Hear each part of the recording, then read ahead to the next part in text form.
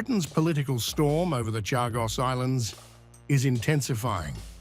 The Shadow Defence Secretary, James Cartlidge, is directly targeting Defence Secretary John Healey, accusing him of misleading Parliament over supposed urgent legal threats tied to the Chagos handover deal. The controversy centres on Article 298 of the United Nations Convention on the Law of the Sea.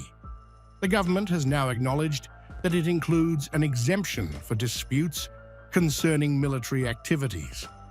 Since Diego Garcia is a military base, critics argue this exemption weakens Healey's earlier claim that Britain was weeks away from adverse legal rulings. Mr. Speaker, quite simply, the loss of Diego Garcia military base would now be unthinkable.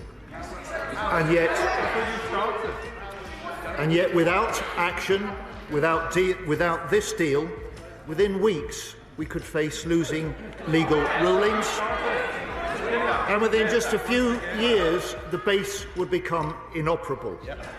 Some have suggested simply ignoring international legal decisions. But this is not just about international law.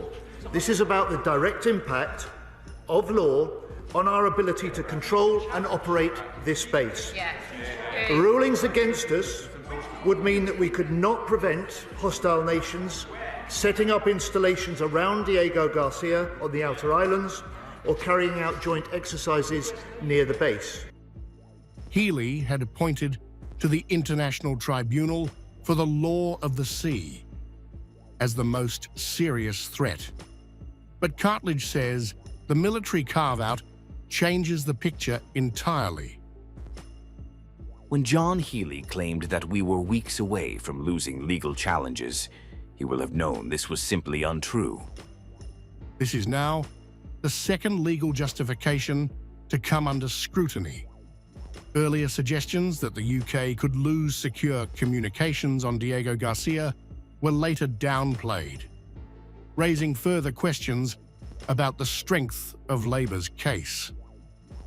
Prime Minister Keir Starmer's government has agreed to transfer sovereignty of the Chagos Islands to Mauritius, while renting back Diego Garcia for 99 years at a reported cost of more than $30 billion.